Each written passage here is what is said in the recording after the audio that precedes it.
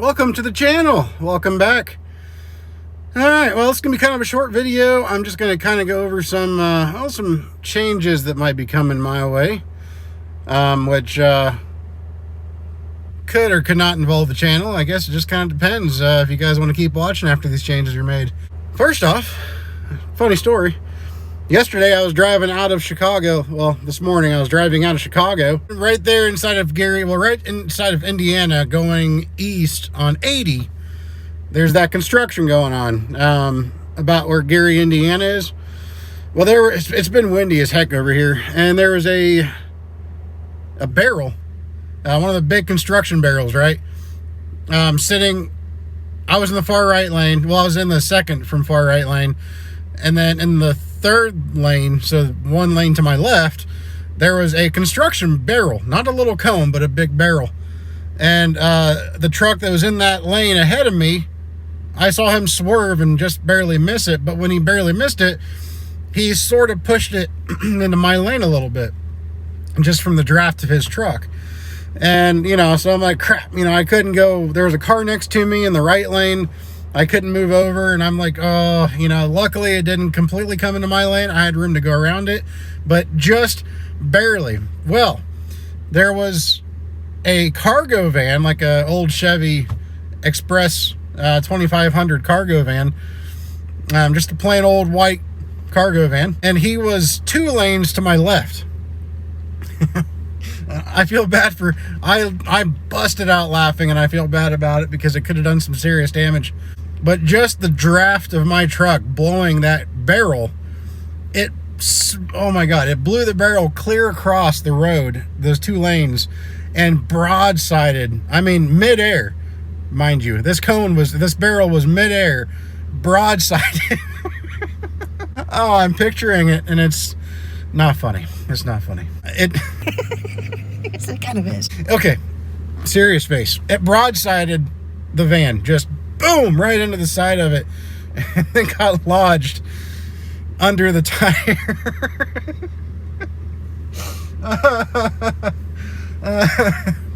Oh, I hadn't laughed so hard in a long time, but I feel bad. Sorry, guy. It's just funny to see. Anyways, that's just the start of the video. The Jeep sold. I don't have the Jeep anymore. Well, it didn't sell so much as I traded it in. And let me get out real quick in the wind and cold and show this to you.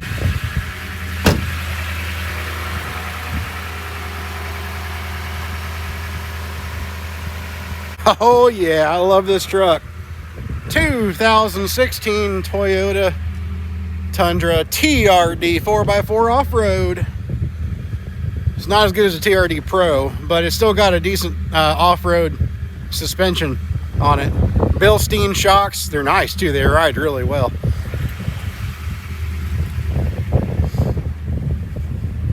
Not a fan of the lay-in bed liner, but we can do something about that sometime.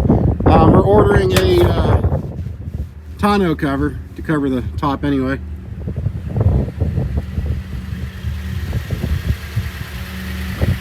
Limited. I had these TVs right here. They were in the back of my Lexus GX 460 that I had. They're a DVD player. To me, they look kind of like what you see on the brand new Yukon Denali's and stuff. But it's actually got a DVD player, and it links to the other one over there, so they can watch them with the same DVD in this one as over there. And then you can also, they've even got HDMI hookups and USB hookups and all that, so they can actually hook up a game console back here if they wanted to. But look at all this room. Look at that space back here. It is enormous. I love it. So yeah, I got myself a new pickup truck. Well, new to me. So like I said, it's a 16, and it was a Toyota certified. The whole certification crap is bull crap. It really means nothing when you buy a used car. Used car is a used car, but it, it's got an extended factory Toyota specific warranty because it's certified. So that's a good thing, I guess. Anyways, let's get back in. I'm freaking cold. But like I said, this is the limited model, so it's not the top of the line, which I like. I don't want the fully loaded pickup necessarily, because I want it to still be a truck. And then I looked at GMCs and Chevys and stuff and Fords, and I love them. They're nice, but they're not a I mean, they're a truck. Don't get me wrong. They got a bed on the back. But they have so many things on them that are useless in a truck, in my opinion. And the Ram, you know, I mean, the Tundra gets terrible fuel mileage compared to the other trucks. But you know why? That's because the other trucks utilize a cylinder deactivation feature that trash the engines. You know, and then you got the EcoBoost on the Ford that just blows head gaskets like it's going out of style because it can't handle the compression. You know, that turbocharged engine. You know, so Toyota is a proven truck, man, and it's still a truck. It's got a leaf-sprung rear suspension, and it rides well for a truck. You know, and it's got just enough creature comforts to be comfortable and to feel like you're in a nice vehicle, but not so many that you that you forget you're in a truck. And I love that. I love that. You know, it's just nice. I mean, it's got heated seats, which, you know, if you got like the top of the line, which is the Platinum, you'd have ventilated seats and a memory seat, which my wife apparently likes the truck as much as I do. So whenever I'm home, she takes the dang truck everywhere. So it would be nice if I had the memory seat option on here. I won't lie. I'm going to be one of those people on TikTok that try to get into the truck after their wife uses it, smacks my head on the A-pillar and falls out. But, you know, I love the truck. I do. It's awesome. So cool. Low mileage for 66,000 miles. Well, 68,000 miles.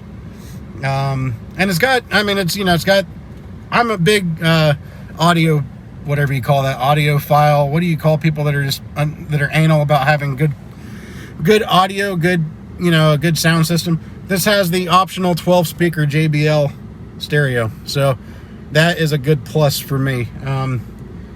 And it's just, it's nice. Look at the space. Anyway, all right. Here is on to the news that pertains to the channel. I'm mainly just putting this out here. I don't want to sound like a copycat. I know there's been a couple of channels that have already talked about doing this. One of them is in the, you know, one of them has, well, if I say this, I'll just give away what I'm going to talk about. I don't want to sound like a copycat. I've been thinking about this for a while now.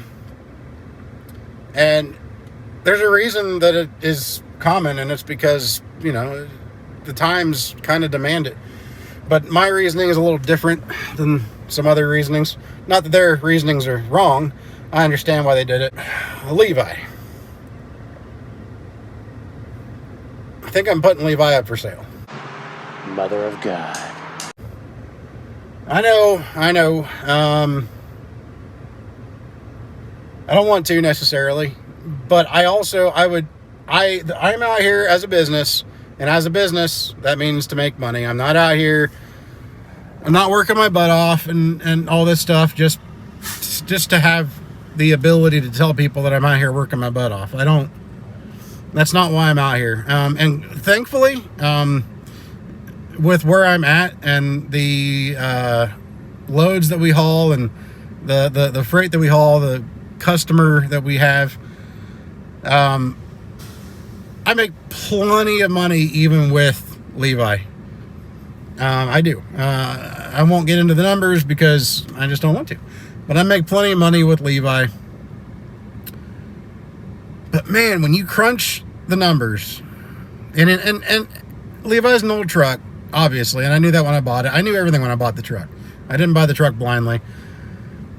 But I knew that the biggest when I bought the truck, I figured one of the biggest expenses would simply be maintaining the truck, because it's an old truck. You know, things that, you know, every time I went into the shop for a PM, I knew it'd be a big bill because I'd have this and that and those things and what not to fix. You know, so I knew, you know, I'd be looking at a lot of stuff like that to really get it dialed in. But now we have fuel that is just outrageous. I mean, not now. I mean, it's been like this, but you know, maintaining Levi and paying for the fuel, it just doesn't make sense anymore. Not in my mind. I could easily get what I owe on it. I'm pretty sure. I know everybody's going to be like, oh, but you bought that truck at Ohio sales. Yes, I did. And you have seen the journey that I have gone through with this truck for a year now. And it has been a solid Peterbilt. I mean, you know, you've had things here and there that, you know, I need to replace, mostly just out of old age. But it has been a good truck, and it still is a good truck. You know, it's got, like, the big components. It's got about 500,000 miles on a gold package rebuild, which I had the paperwork for. It's got, you know, it's got a lot of good stuff going for it. It really does. Transmission was rebuilt, you know, fully. Paperwork on that. Paperwork on a lot of big ticket items on this thing. And, you know, but it's just like right now, this coming week, I'm throwing it in the shop for the entire week, because I'm going to finally get that oil leak fixed. And it's been missing. It's got a misfire, and I don't know if it's an injector itself or what, but at low RPM, and up to about 1500 RPM, if you just maintain 1500 RPM in like 7th gear or so, it'll blow smoke out, and it does it as it's it'll do it, and you'll feel it missing. You'll feel something, you know, like a misfire, you know, that kind of shudder. So, you know, we're gonna get that looked at, but it's holding coolant. It's not using coolant. You know, nothing, you know, the coolant's not mixing with the oil. So, you know, I'm not worried that it's a catastrophic situation. I feel like it's just an injector or two that's not opening or closing right. You know, so I don't know. I got a feeling that's what it is. And when they do the rocker, or not the rocker, but the roller cage oil seal gasket, you know, they'll be right down there with the injectors anyway. So I'm gonna have them diagnose that issue, and we'll get that taken care of. And then once that's taken care of, there really is nothing. It's solid. It is a solid truck. But I'm a numbers guy, and I like to play with the numbers and see just how much money I might really be leaving on the table when I have a truck like Levi versus something that gets 8+ miles to a gallon. And guys, the numbers are insane. Absolutely insane with the fuel prices where they are. Absolutely insane. And I'm already in talks right now with the dealer where I bought my Cascadia from back in 2018. I've been talking to them. I've even asked them to value Levi for a trade, possibly. Unless somebody that sees this, which is one of the reasons why I'm doing this video, if anybody is interested in Levi, let me know. But I'm going to have two prices. One of the prices will include the inverter, or not the inverter, the APU, which is brand new, by the way. Only has like 300 or 400 hours, probably 400 hours on the APU. And I'll have a price without the APU. And I'm kind of thinking with the APU, about 75, somewhere around there.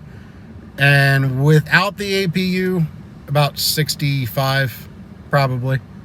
It's kind of the numbers I'm thinking. 75 with or 65 without.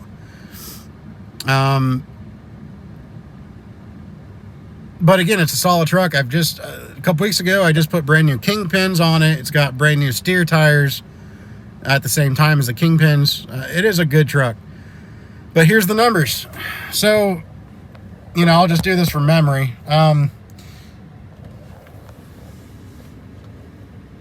If I got a truck that got around 8 miles to a gallon, which is plenty possible, doing what I do, because I'll go over, I'll deliver a load, and then when I come back, I'm usually for the most part empty. So, and that's how it's a round trip. I get paid to come back basically empty. I'll have like some empty totes inside the trailer, but typically that's like, I don't know, 7,000 pounds, if that. Super light. You cannot really tell there's anything in the trailer. Unless it's absolutely full, then you can tell there's might be like 15,000 pounds if it's a full trailer of empty totes. So basically I'm empty when I come back. So between going there and coming back, I average, even with Levi, I can average on a good day about 6 miles per gallon. I had one bad day, and I think it's because of these injectors or whatever's going on. I was down to 4.8. But I was also dealing with some wind, and I was dealing, I was driving faster than I normally do. It was 4.8.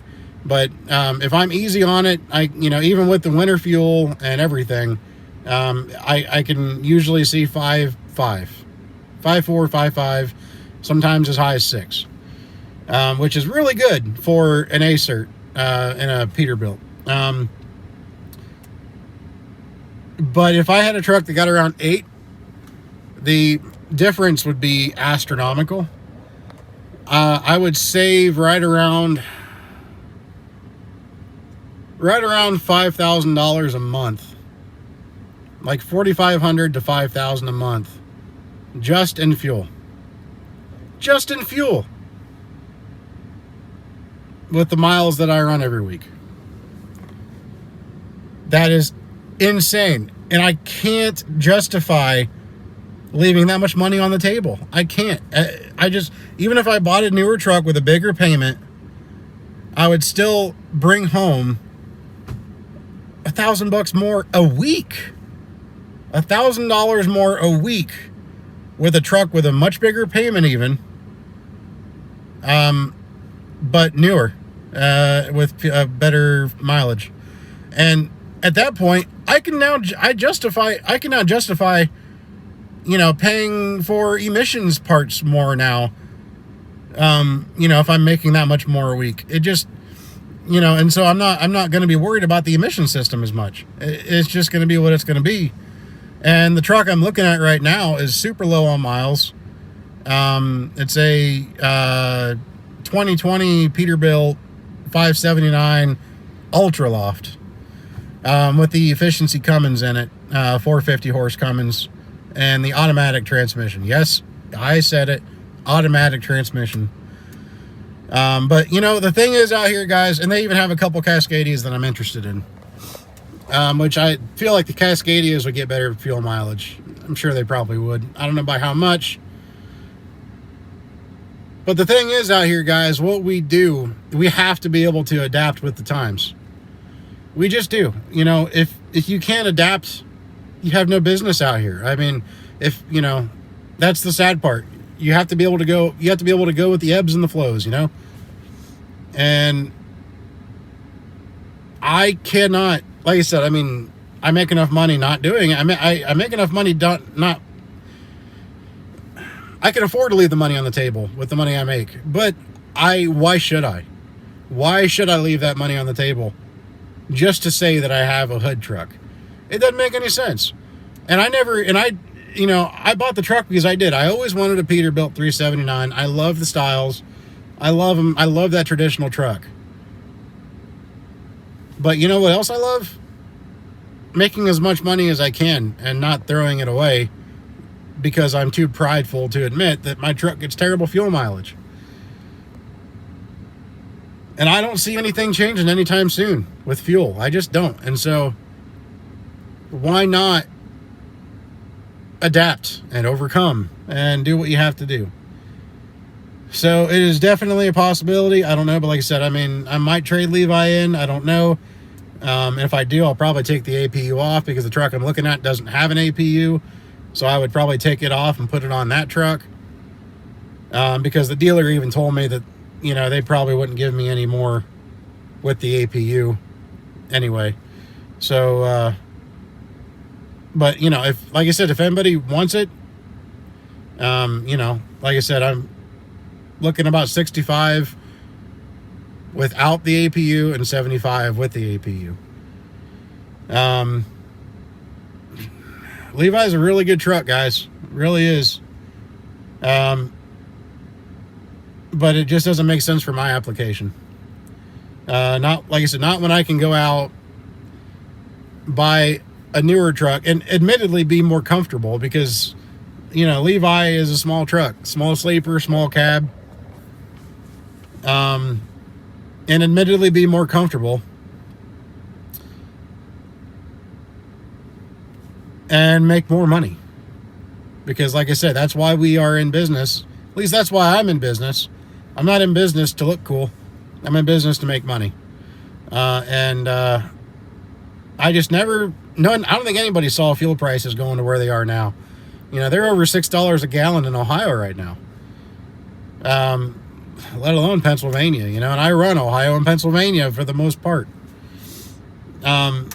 It just doesn't make sense. You know, fuel is way too high. But I mean, like I said, this truck's been good, and I've vastly improved on this truck since I've owned it. You know, a lot of new stuff. Made it look, except for the paint, freaking spray paint that I drove over. But a little bit of elbow grease, but get that off of there. So, I mean, you know, it's just one of those things. But anyways, guys, I'm gonna go ahead and I'm here. I'm basically home. I'm just gonna get in the truck. I'm in the truck, the pickup, and we're gonna head home. But yeah, like I said, that's just kind of what I'm thinking about doing. If you guys want to stick around, I mean, maybe I won't sell Levi. Maybe I won't. I don't know.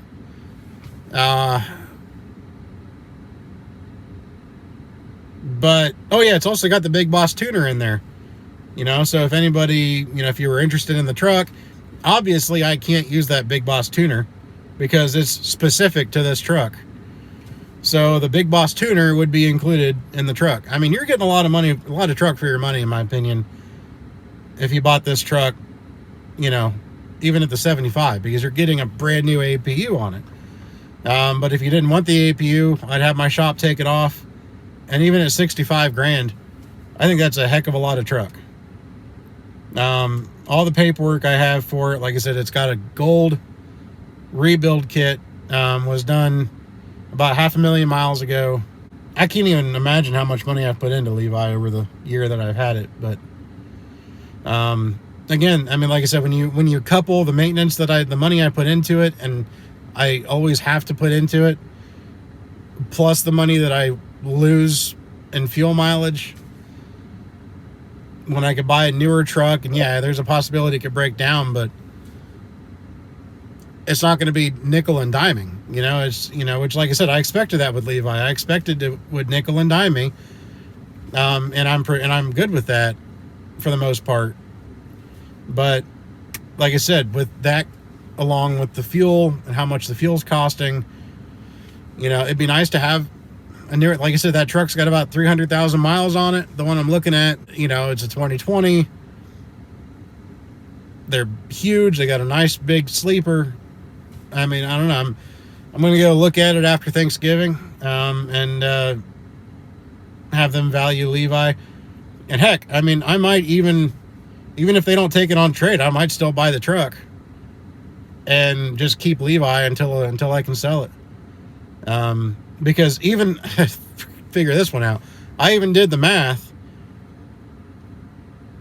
and even if I bought this next truck and kept Levi until I sold it, even if I had to make a few more monthly payments on Levi, if I parked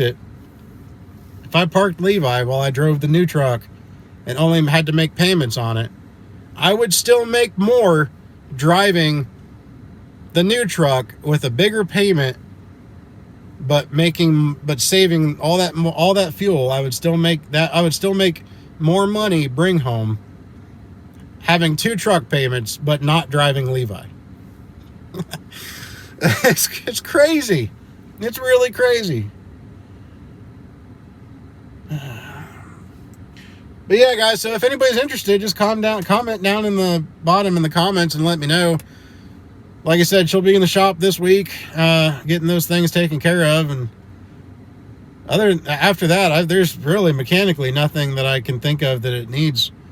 Drive tires are really good. The steer tires are brand new. It's a good truck. But anyways, guys, y'all have a good one out there and stay safe. And we'll talk at you all in the next video. See you now.